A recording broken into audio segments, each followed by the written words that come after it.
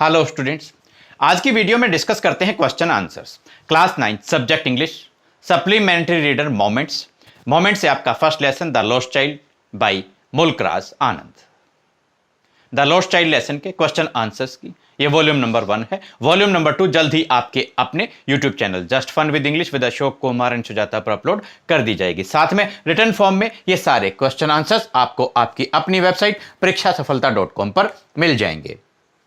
एक बच्चा है, एक लड़का है जो अपने पेरेंट्स के साथ में फेयर देखने, मेला देखने जा रहा है। वहां उसके पेरेंट्स गुम हो जाते हैं। तो रास्ते में जब वो जा रहा था, वो बहुत सारी चीजों को देख रहा था, उनकी तरफ वो अट्रैक्ट हो रहा था और बार बार वो पीछे रह जाता है। तो इसी से रिलेटेड हमारा फर्स्ट क्वेश्चन है। Question number 1, what are the things the child sees on his way to the fair. रास्ते में मेला देखने जाते हुए रास्ते में वो जो बच्चा है वो बहुत सारी चीजें देखता है। Why does he lag behind, और वो पीछे क्यों रह जाता है। कौन कौन सी चीजें उसने रास्ते में मेला देखने जाते हुए देखी। सबसे पहले आंसर देखिए। On his way to the fair the boy sees beautiful toys in a toy shop, या आप स्टार्टिंग कर सकते हैं the boy sees many things. On his way to the fair the boy sees so many things. मेला देखने जाते हुए रास्ते में बच्चे ने बहुत सारी चीजें देखी। He sees beautiful toys in A toy shop, उसने एक खिलौनों की दुकान में बहुत ही सुंदर खिलौने देखे। He sees so many insects and worms, insects कीट पतंगे और वर्म्स कीड़े। And gets attracted towards them, उसने रास्ते में बहुत सारे कीट पतंगे और कीड़े देखे और वो उनकी तरफ आकर्षित हो जाता है। He sees a group of dragonflies, उसने ड्रैगन फ्लाइज देखी, बहुत सारी ड्रैगन फ्लाइज देखी, बटरफ्लाइज देखी। And tries to catch one, और वो उनमें से एक को पकड़ने की कोशिश करता है। इन ए ग्रोव, एक उपवन के अंदर, flower petals fall on him and he starts gathering them. जब वो एक उपवन में से गुजरा जहां बहुत सारे फूल खिले हुए थे, तो फूलों की पंखड़ियां उस बच्चे पर गिर जाती हैं और वो उनको इकट्ठा करने लग जाता है। All these things fascinate him, ये सभी चीजें उसको फैसिनेट करती हैं, उसको अट्रैक्ट करती हैं। फैसिनेट याद ना रहे तो आप अट्रैक्ट भी लिख सकते हैं, ATTRACT। He is very much attracted towards them, या आप लिख सकते हैं he is very much attracted towards these things. इन सभी चीजों की तरफ वो बहुत ज्यादा आकर्षित होता है। सो ही ऑलवेज लैग्स बिहाइंड, इसलिए वो हमेशा पीछे रह जाता है। दोबारा आंसर देखिए। On his way to the fair the boy sees beautiful toys in a toy shop. He sees so many insects and worms and gets attracted towards them.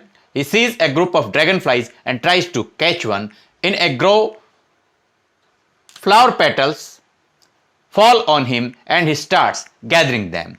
All these things fascinate him. He is very much attracted towards them, so he always lags behind. Question number 2. In the fair, the child wants many things. मेले में जब वो बच्चा पहुंचता है, वो बहुत सारी चीजें चाहता है, बहुत सारी चीजें परचेज करना चाहता है, खरीदना चाहता है। What are they? और वो चीजें कौन कौन सी हैं? Why does he move on without waiting for an answer?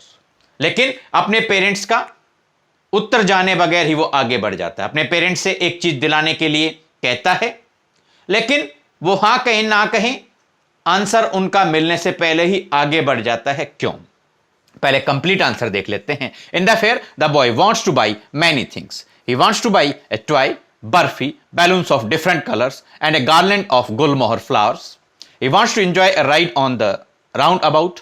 Every time he moves on without waiting for an answer because he knows that his parents will not buy anything for him.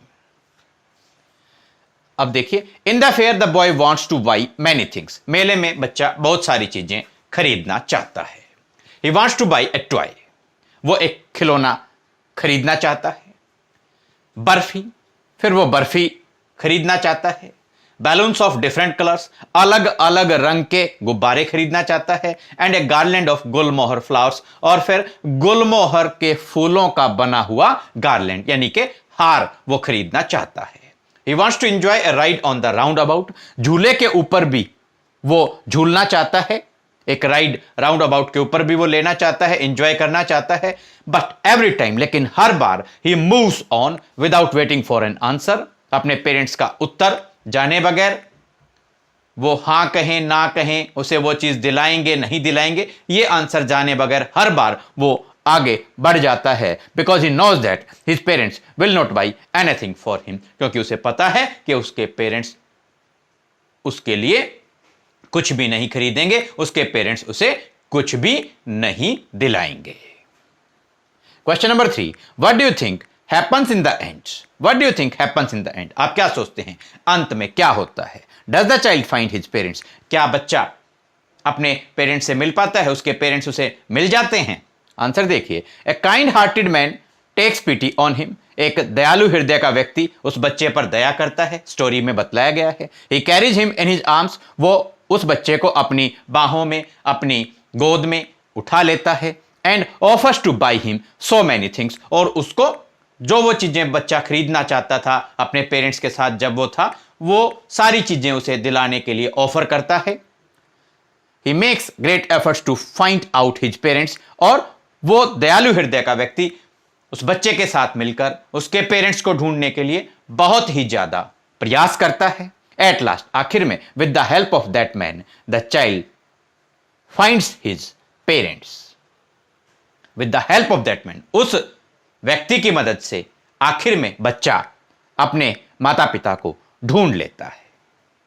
दोबारा answer देखिए, a kind hearted man takes pity on him, he carries him in his arms and offers to buy him so many things, he makes great efforts to find out his parents, at last with the help of that man he finds his parents, या आप लिखें at last with the help of that man the child finds his parents.